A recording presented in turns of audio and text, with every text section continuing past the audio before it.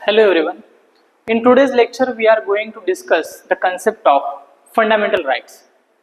पहा मित्रांनो, कुठल्याही देशामध्ये ज्या ठिकाणी डेमोक्रेटिक कंट्री आहे तर ती ओळखली जाते त्या देशामध्ये दिलेल्या फंडामेंटल राईट्स वरनं.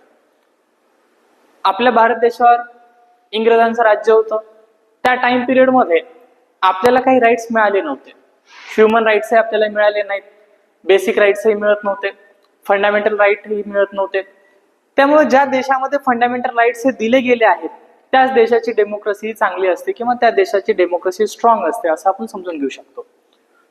तर पार्ट 3 जो आहे तुमचा इंडियन कॉन्स्टिट्यूशनचा तो डील करतो फंडामेंटल राईट्स सोबत.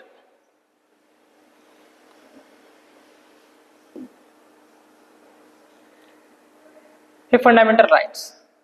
आता फंडामेंटल राईट्स हे सगळे पुढील राईट्स आहेत. आर्टिकल 12 पासून आर्टिकल 35 पर्यंत फंडामेंटल राईट्सला एक्सप्लेन केलेलं आहे. फंडामेंटल राईट्स मध्ये बऱ्याचदा स्टेट हा वर्ड यूज करण्यात येतो. स्टेट म्हणजे नक्की काय असतं, फंडामेंटल राईट्स हे सेफगार्ड कोणी करायचे असतात. तर फंडामेंटल राईट्स एखाद्या सिटीजनला ज्यावेळेस दिले जातात तर त्यावेळेस त्याला सेफगार्ड करण्याचं काम हे स्टेटचं असतं. साहजिकच त्यामुळे पहिल्यांदा तर स्टेटचे डेफिनेशन आपल्याला समजणं गरजेचं आहे. म्हणून आर्टिकल 12 हा पहिल्यांदा डेफिनेशन सांगतो स्टेटची. आर्टिकल 12 मध्ये डेफिनेशन दिलेली आहे what is mean by state. State includes, स्टेटमध्ये काय काय गोष्टी इन्क्लूड होतात ते सांगितलेलं आहे. आणि त्यानंतर मग आर्टिकल 13 जो की जनरल गोष्टी सांगतो की कोणते जुने लॉज हे आताही लागू होतील आणि कोणते लॉज मधले कोणते सेक्शन आज लागू होणार नाही त्याबद्दल सांगणारी माहिती म्हणजे आर्टिकल 13 आहे. आजच्या लेक्चर मध्ये आपण आर्टिकल 12 एकदा व्यवस्थित डिस्कस करूयात. आर्टिकल 12 चे आपण पहिल्यांदा वर्डिंग पाहूयात. आर्टिकल 12 मध्ये जी पार्लिमेंट आहे ना सेंट्रल लेवलला दिलेली, त्या पार्लिमेंटला स्टेट म्हणलेलं आहे. त्याचबरोबर युनियनला जे गव्हर्नमेंट असतं त्यालाही त्यांनी स्टेट या डेफिनेशन मध्ये घेतलेलं आहे. आणि जे सेंटरला गव्हर्नमेंट असतं त्यालाही ते स्टेटच्या डेफिनेशन मध्ये घेतात. त्याचबरोबर जे स्टेटला लेजिस्लेचर आहे, स्टेट लेजिस्लेचर आणि स्टेट गव्हर्नमेंट ह्या दोन्ही गोष्टीला स्टेटच्या डेफिनेशन मध्ये घेतलेलं आहे. आणि थर्ड त्याच्यामध्ये इन्क्लूड केलेलं आहे ते म्हणजे वेगवेगळ्या ठिकाणच्या असलेल्या लोकल बॉडीज. या पद्धतीच्या 5 ते 6 मिळून ज्या बॉडीज आहेत त्या स्टेट या डेफिनेशन मध्ये येतात. पहा वर्डिंग कशी दिलेली आहे.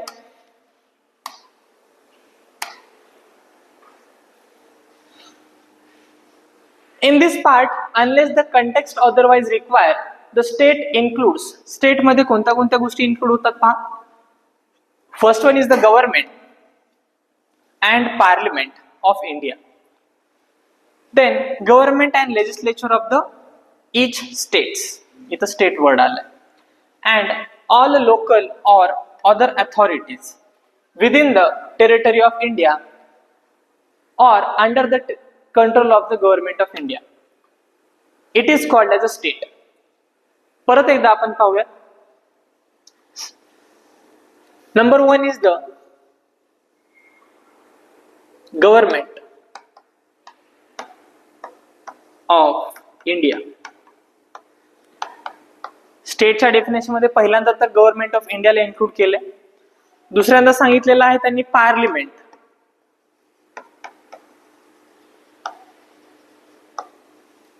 नेक्स्ट थर्ड घेतले त्यांनी state government and state legislature.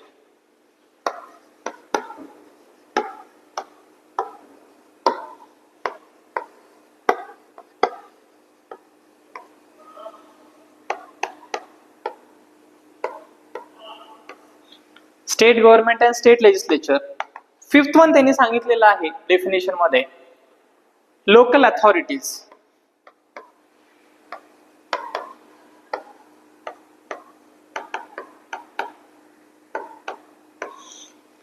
आणि लास्ट वन सांगितलेलं आहे एनी अदर अथॉरिटी.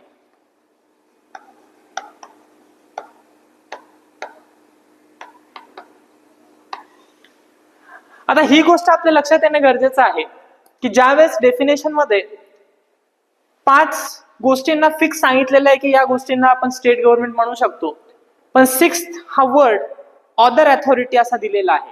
याचा मिनिंग असा होतो की ज्युडिशियरीने टाइम टू टाइम डिसाइड करावं की गव्हर्नमेंट कशाला म्हणायचं किंवा स्टेट कशाला म्हणायचं. पहिल्यांदा बेसिक कन्सेप्ट हा समजून घ्या की ज्यावेळेस एखादी इंडियन सिटीजन आहे किंवा कुठलाही सिटीजन असेल ज्याला इंडियामध्ये काही फंडामेंटल राईट्स देण्यात आलेले आहेत, पर्टिक्युलरली काही फंडामेंटल राईट्स हे अदर दॅन इंडियन सिटीजनलाही देण्यात आलेले आहेत आणि काही फंडामेंटल राईट्स हे फक्त विदिन इंडिया जे सिटीजन्स आहेत त्यांना देण्यात आलेले आहेत.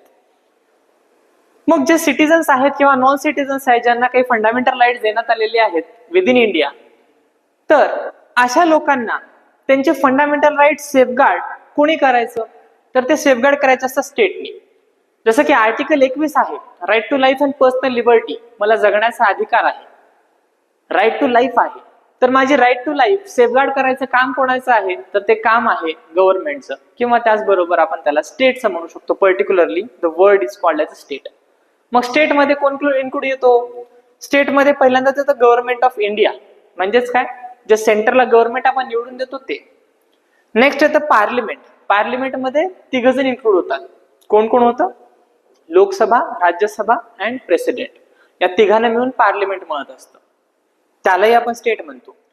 Third one is the state government.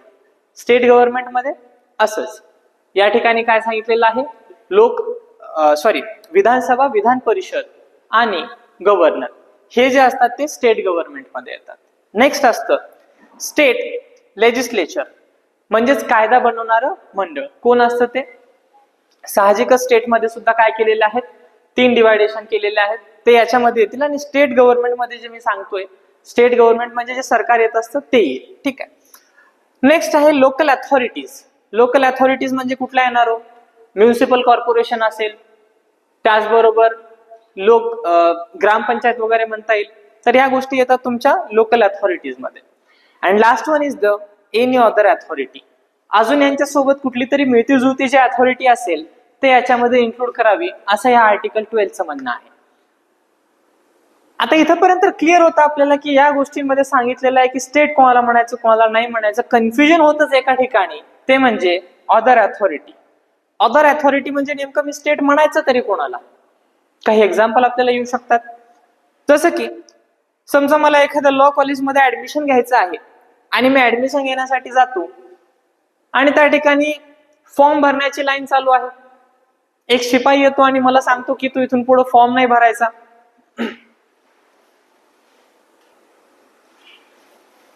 तर लॉ कॉलेजला मला ऍडमिशन घ्यायचं आहे, मी एका लाईन मध्ये थांबलोय आणि अचानक एक शिपाई येतो आणि म्हणतो की तू इथं लाईन मधनं बाजूला हो. तुम्ही म्हणलात काय कारण आहे, तुम्हाला लाईन मधनं का बाजूला काढतोय? तो म्हणतो हे बघ मला माहिती नाही, त्यामधल्या साहेबांनी सांगितलं की तुला लाईन मधनं बाजूला काढ. तुम्ही म्हणता माझ्या पुढच्याला कोणाला तुम्ही लाईन मधनं काढलं नाही, माझ्या मागच्याला कोणाला तुम्ही लाईन मधनं काढलं नाही, तुम्ही माझ्या एकट्यालाच का लाईन मधनं बाहेर काढताय? तुम्ही याच्यावर त्या अथॉरिटीला विचारायला गेलात की तुम्ही मलाच का बाजूला काढताय. त्या अथॉरिटीने तुम्हाला कुठलं चांगलं आन्सर दिलं नाही किंवा तुम्हाला सॅटिस्फाय होण्यासारखं आन्सर नाही दिलं. तुमचं म्हणणं आहे I have right to equality. Article 14 सांगतो माझा की मला राईट टू इक्वॅलिटी आहे, it is my fundamental right. तुम्ही कोर्टामध्ये जातात, तुम्ही सुप्रीम कोर्टामध्ये जातात, तुमचं म्हणणं आहे की माझा फंडामेंटल राईट जो आहे, राईट टू इक्वॅलिटी, तो या ठिकाणी ब्रीच होतोय. किंवा माझा राईट टू एज्युकेशन पण राईट आहे ना. आता लॉ कॉलेजला ऍडमिशन घेणं हा राईट टू एज्युकेशन मध्ये येतो का नाही येतो, तो आपण थोडंसं पुढे डिस्कस करूया. आर्टिकल 21A मध्ये ते दिलेलं आहे. पण बेसिकली इथंपर्यंत तरी क्लिअर आहे की तुमचा राईट टू इक्वॅलिटी ब्रेक होतोय असं तुम्हाला वाटतंय. तुम्ही कोर्टामध्ये गेलात, कोर्टामध्ये गेल्याच्या नंतर तुम्ही त्या कॉलेजला पार्टी केलं आणि ते कॉलेजच्या अथॉरिटीला तुम्ही बोलून घेतलात. कोर्टाचं म्हणणं आहे तुम्ही का फॉर्म नाही भरू दिला या मुलाला. त्यांचं म्हणणं आहे हे बघा सर, इक्वॅलिटी हे सेफगार्ड करण्याचं काम स्टेटचं आहे आणि आम्ही स्टेटच्या डेफिनेशन मध्ये बसत नाही. ते म्हणले कसं? पहा आर्टिकल 12 मध्ये काय सांगितलेलं आहे, state includes government of India. आम्ही गव्हर्नमेंट ऑफ इंडिया मुळीच नाही होत, आमचं कॉलेज आहे. पार्लिमेंट, आम्ही पार्लिमेंट पण मुळीच नाही होत. स्टेट गव्हर्नमेंट आम्ही मध्ये बसत नाही डेफिनेशन मध्ये, स्टेट लेजिस्लेचर मध्ये आम्ही बसत नाही. लोकल अथॉरिटीज मध्येही आम्ही बसत नाही.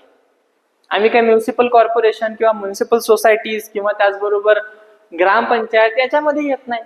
म्हणून आम्ही या पाचही डेफिनेशन मध्ये किंवा या पाचही टर्मिनॉलॉजी मध्ये बसत नाही आणि त्यामुळं आम्ही स्टेटच्या डेफिनेशन मध्ये बसत नाही आणि विद्यार्थ्यांचा राईट टू इक्वॅलिटी सेफगार्ड करायचं ही आमची ड्युटी नाहीये.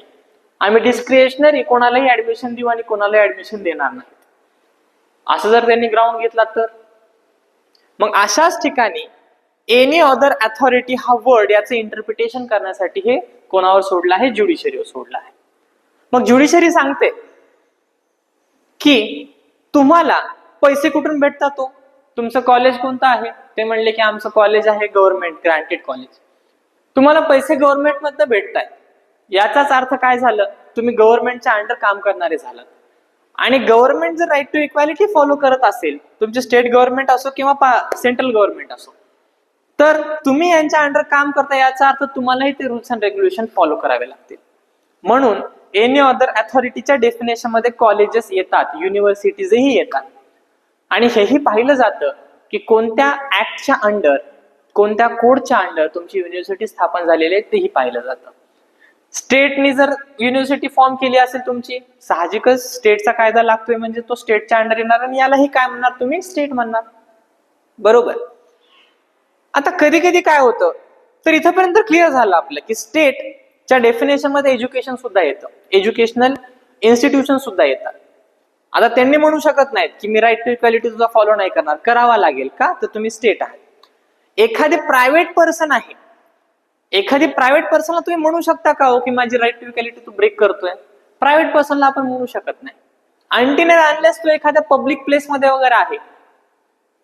आता मॉलमध्ये वगैरे तुम्हाला कधी कधी जाण्याचा योग येतो. तुम्ही मॉलमध्ये जाता, सिनेमा थिएटर मध्ये जाता, रेस्टॉरंट मध्ये जाता, त्या ठिकाणी पब्लिक प्लेसेस त्याला म्हटलं जातं. अशा ठिकाणी पर्टिक्युलरली तुम्हाला जर बाजूला काढलं तर तुम्ही त्या ठिकाणी ग्राउंड घेऊ शकता की यांनी मला पब्लिक प्लेस मधनं बाजूला काढताय आणि त्या ठिकाणी स्टेटचा डेफिनेशन मध्ये ते बसणार नाही. साहजिकच ते अनटचॅबिलिटी मध्ये बसेल. आर्टिकल 17 मध्ये ते सांगितलं जातं. आता याच्याच अंडर कुठल्या कुठल्या केसेस येतात? तो याच्या अंडर खूप छान छान केसेस झाल्या. जसं की एक आर.डी. शेट्टीचं जजमेंट आहे. त्या आर.डी. शेट्टीच्या जजमेंट मध्ये असं झालं होतं की रेल्वेज मध्ये काही, जसं की ते व्यापार करण्यासाठी, आता रेल्वे स्टेशन आहे, रेल्वे स्टेशन मध्ये बरेच लोक आपापला व्यापार करतात आणि तो व्यापार करण्यासाठी बऱ्याच लोकांनी तिथं फॉर्म भरला होता. ठीक आहे. मग तो फॉर्म भरल्याच्या नंतर पर्टिक्युलरली एखाद दोन लोकांचेच फॉर्म त्यांनी ऍक्सेप्ट केले आणि बाकीच्या लोकांचे त्यांनी फॉर्म काय ऍक्सेप्ट केले नाहीत. आर्बिट्ररीली त्यांनी डिसिजन घेतलं की आमच्या रेल्वे स्टेशन मध्ये फक्त हे एक दोघ जणच व्यापार करतील, बाकीचे लोक व्यापार करणार नाहीत. मग त्या आर.डी. शेट्टीने कोर्टामध्ये केस दाखल केली. त्यांचं म्हणणं होतं माझं राईट टू इक्वॅलिटी या ठिकाणी व्हायलेट होतोय. आर्बिट्ररीली ते डिसाईड करतायत की हे लोक इथं व्यापार करतील, हे लोक इथं व्यापार करणार नाहीत. मग अशा केसमध्ये कोर्टाने डिसाईड केलं whether railway authority have power to do that or not.